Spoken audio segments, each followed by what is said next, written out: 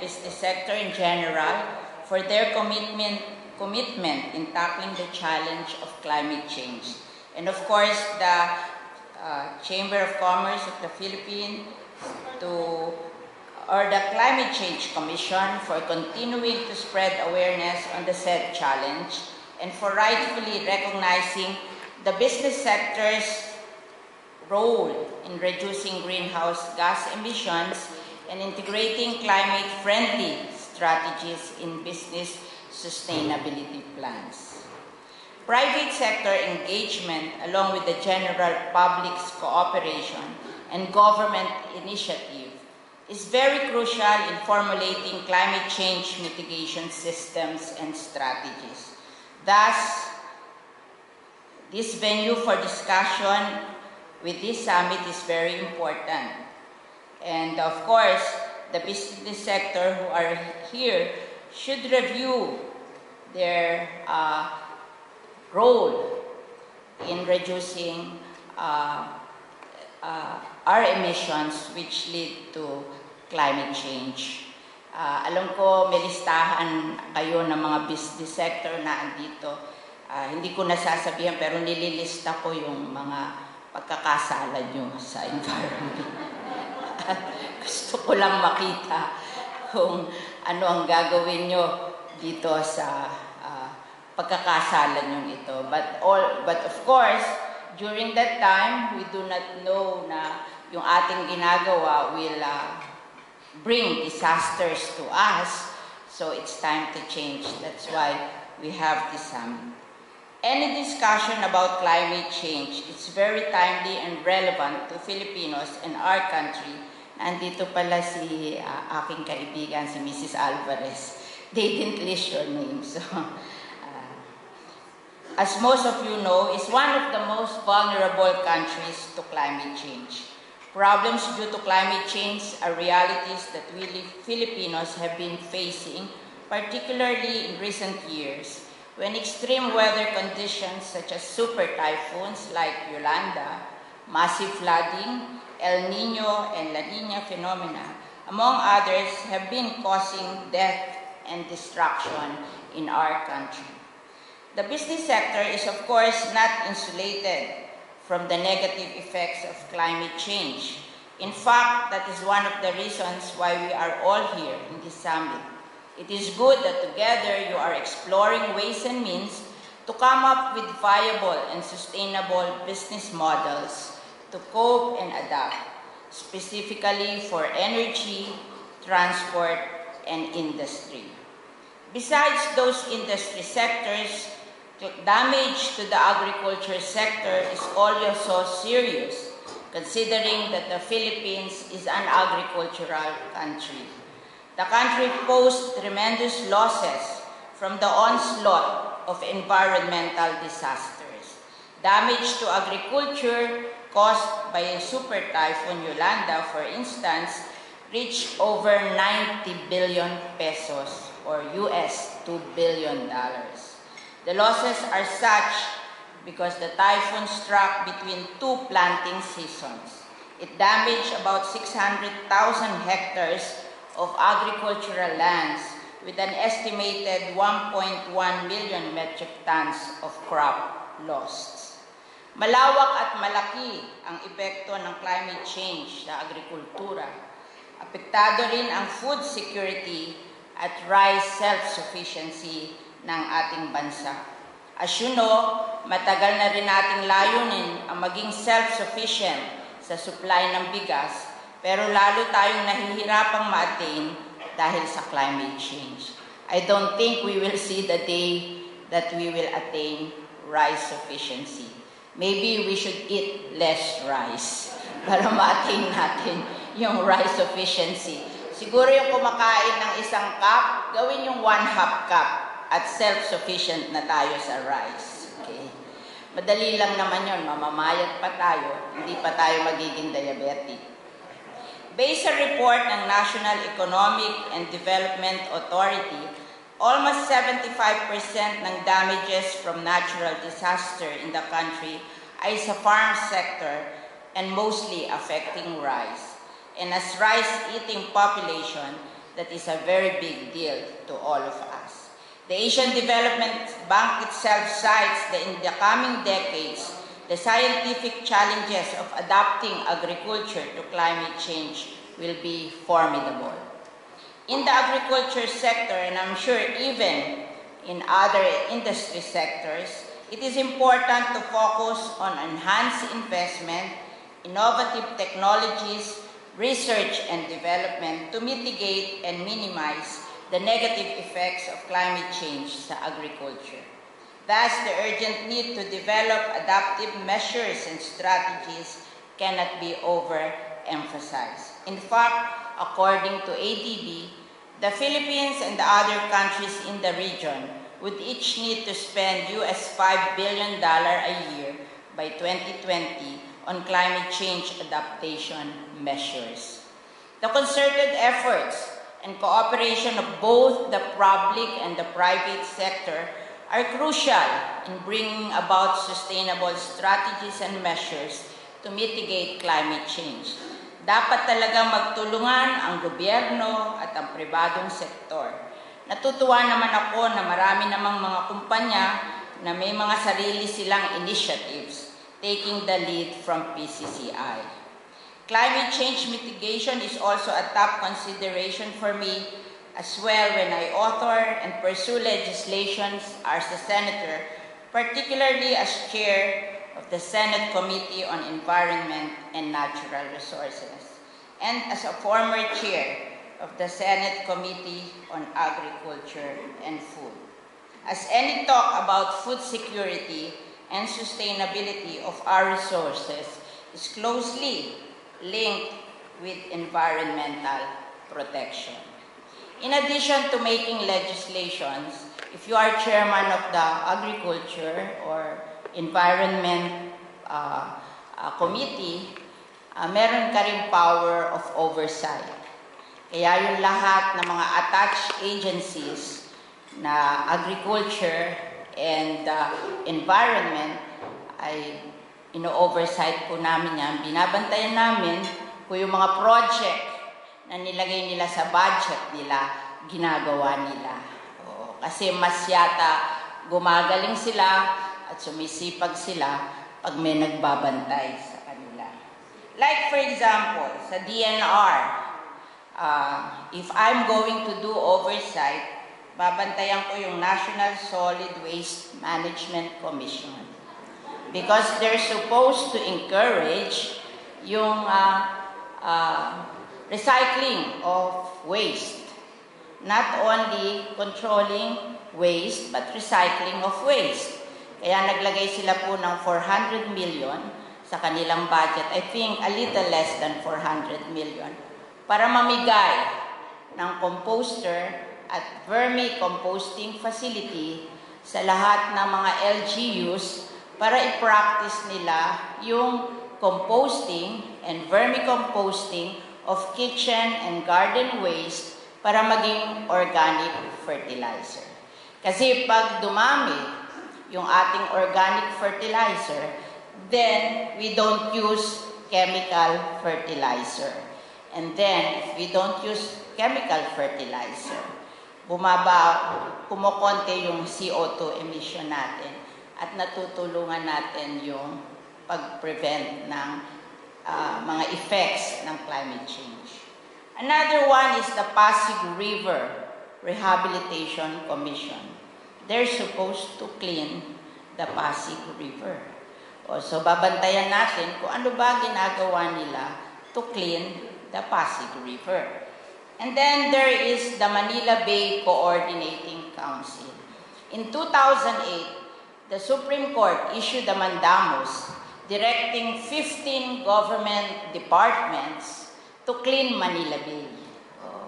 So ang magko-coordinate po niyan is the Manila Bay Coordinating Council of the DNR. So babantayan natin yon. Ano ba nagagawa nila to clean Manila Bay? We're given 10 years to clean Manila Bay, and the mandamus was issued in 2008. So we only have 2 years to go. Pero kung titingnan ko yung Manila Bay, pagka dumi-dumi pa rin yung Manila Bay. So we're running out of time, and I hope we will do this in the next 2 years. In fact, when we discussed the budget of the National Solid Waste Management Commission, yung kanilang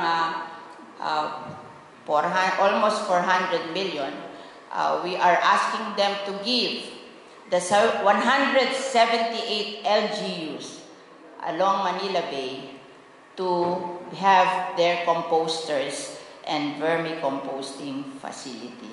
So madali naman pong bantayan kasi next year bibilangin ko lang kung sino nabigyan nila ng vermi and rotary composting facilities. Ganyan din po ginawa ko dun sa sa Bureau of Soil and Water Management.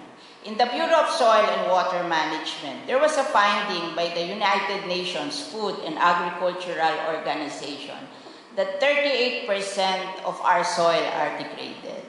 And you know, if 38% of our soil are degraded, then we don't produce enough food for the next generation. So tinanong namin yung UN-FAO, paano mo ba sinusolve ang degradation of the soil? At ang sabi nila, compost all your waste and bring them back to the soil.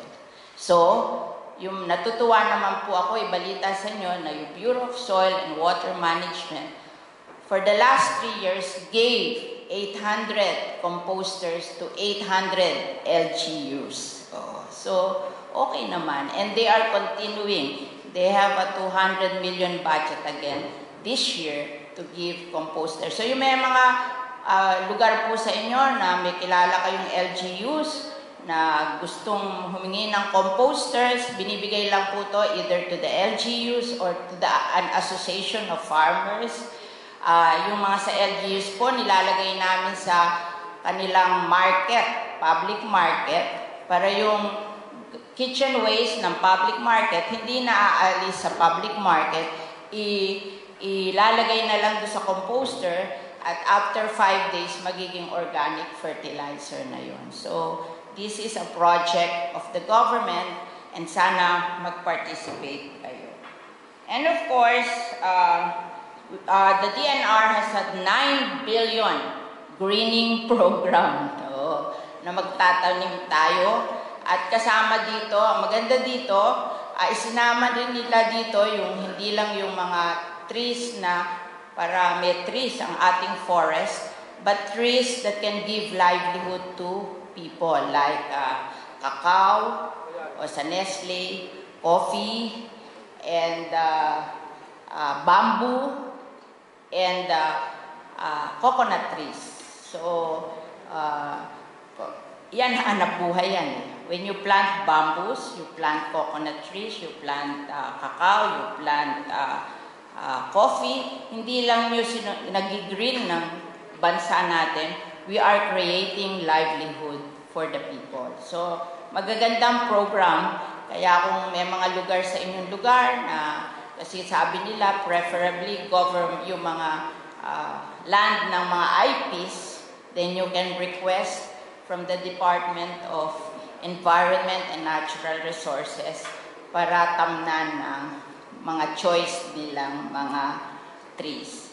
We should not forget all that is in line with our aim to fully realize or achieve the rest of our Millennium Development Goals and in preparation for the realization of our Sustainable Development Goals, 13 of which is to take urgent action to combat climate change and its impact. For after all, we are the most disaster-prone country in the world. Sabi nila, number 3 daw. Nauna daw sa atin yung Vanuatu at saka Tonga. But Vanuatu and Tonga are not countries. Yung yatang Vanuatu, 250,000 ang population, and yung Tonga is 100,000 ang population. Yung isa po naming barangay sa Las Piñas, 100,000 ang population. So, yun, isang barangay lang yun. At ang Las Piñas has 520,000 population. So, hindi pa man din siya kasi laki ng Las Piñas. So, in effect, we are the most disaster-prone country because as of today, parang 105 million na yung population natin. So we have to remember that climate change mitigation is very important to us because we are the country most affected by climate change. We in the government have been implementing measures in that direction, since among the complaints and observations when typhoon and disasters strike is that the inadequate preparation or lack of information given to the public. We have enacted a law that mandates telecom service providers to send free mobile or SMS alerts in the event of natural and man-made disasters or calamities. We have also upgraded the equipment and modernized our weather forecasting agency, the Philippine Atmospheric, Geophysical, and Astronomical Services Administration, or what we call PAG-ASA. Alam nyo, ngayon ang PAG-ASA, natutuwa tayo kasi tama na yung prediction. Nung araw, pag sinabing babagyo, umiinit. Pag sinabing umiinit, bumabagyo. Ngayon, nakikinig na tayo sa PAG-ASA. I was among the primary authors of the PAG-ASA Modernization Law signed last year. The the 3 billion modernization program includes, among others, the acquisition of state-of-the-art equipment, facilities, and system, which is to enhance the research capabilities and weather data collection of the agency. The Philippines also has a national climate change action plan, which prioritizes food security, water sufficiency, ecological and environmental stability, human security, climate-smart industries and services, sustainable energy and knowledge, and capacity development as the strategic direction from 2011 to 2028. We are regularly assessing its implementation. Yun lang ating sinasabi niyong sustainable energy. Siyempre, nagbabalance tayo between renewable energy and energy coming from other sources, the less environmentally friendly. Kasi siyempre, in a poor country like the Philippines, yung cost of energy is very important. So, binabalanse lang natin yan para hindi naman magreklamo yung ating mga kababayan na napakamahal ang energy dito sa Philippines, and also for the business sector so that it will not affect their cost of goods sold and prevent their competitiveness. Our local government units also have their counterpart, the Local Climate Change Action Plan, which consists of policies and programs that allow the community to adapt to climate change. It ensured efficient coordination and cooperation between the national government and the LGUs, as well as the other key agencies such as the Climate Change Commission, the DNR, among others. Likewise, the government has imposed a 40-meter no-build zone rule from the shoreline in coastal communities and other areas prone to storm surges and areas near major waterways. Permanent evacuation centers or shelters have also been built in areas frequently hit by typhoons. Lifeboats are also distributed to households and communities. In the agriculture front, climate-resilient varieties of rice, corn, and other crops, as well as procedures and technologies are being developed and used. The damaged mangrove forests in typhoon-hit areas have been restored. We now continuously plant and replant mangroves to prevent a repeat of the deadly storm surges and erosion of coastline that we have experienced before. So, ngayon po, based on experience sa Yolanda, lahat ng towns na may mangrove forest along their coastline, nag-minimal damage. Pero yung mga walang mangrove forest, yun po ang talagang pinasok ng typhoon surges at ang laki-laki ng damages. So, even in the international organization, pag ang isang bansa walang masyadong pera for infrastructure, mas matibay pa ang mangrove. Kaya wag nating kakalimutan na mag-plant tayo ng mangrove. Yung ating pong Cavitex, yan po ay may nursery ng mangrove na maganda na humihingi kami sa kanila tuwing magtatanim kami ng mangrove. So, siguro yung iba nating mga big businesses should also have mangrove nurseries para ipamigay nila dun sa mga communities, lalo na yung mga communities kung saan sila naandun ay prone to storm surges, dapat nyo tulungang makapagtanim ng mangrove. Even in the Senate, during the deliberation of the budget of various government departments and agencies, we really ensure that the programs and projects that will be implemented are climate resilient. We really made sure that government departments and agencies have provisions on climate resilience. There are just examples of how committed efforts of various agencies or organizations from the barangay or community level to the local and international level can work together in addressing climate change. Surely those efforts from the public sector, complemented by what you in the business sector are doing, can make a significant difference on how we cope or adapt with climate change. As I always say, while it may be too late to completely reverse the adverse effects of climate change on the environment, there is still time enough for us to find ways and means to mitigate the damage and destruction it continues to cause us. But the clock is ticking fast. We have not merely keep up, but to be many steps ahead to ensure our safety and survival. With that message, thank you very much, and more power to you in your climate resilient projects. Marami pong salamat. Magandang hapon sa inyong lahat.